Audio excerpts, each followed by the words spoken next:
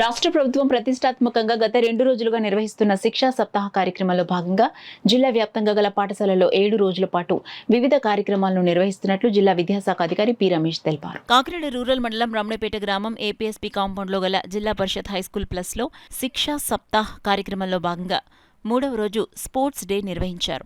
స్కూల్కి విచ్చేసిన జిల్లా విద్యాశాఖ అధికారి పి రమేష్కి స్కూల్ ప్రిన్సిపల్ కె గాయత్రి ఉపాధ్యాయులు పుష్పగుచ్చంతో స్వాగతం పలికారు. స్కూల్లో ఏర్పాటు చేసిన క్రీడోత్సవాన్ని విద్యాశాఖ అధికారి రమేష్ లాంఛనంగా ప్రారంభించారు.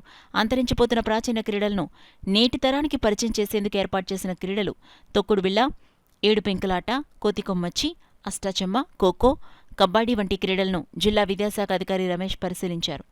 ఈ సందర్భంగా రమేష్ మాట్లాడుతూ శిక్షా సప్తాహ్ కార్యక్రమంలో 7 రోజుల పాటు వివిధ కార్యక్రమాలు నిర్వహిస్తున్నామన్నారు. ఈ సందర్భంగా స్కూల్ ప్రిన్సిపల్ కె గాయత్రి మధ్యాహ్న భోజన సమయంలో విద్యార్థులు వినియోగించుకునే విధంగా తన సొంత ఖర్చుతో ఏర్పాటు చేసిన 250 స్టీల్ ప్లేట్లను డీఈఓ చేతుల మీదుగా పంపిణీ చేశారు.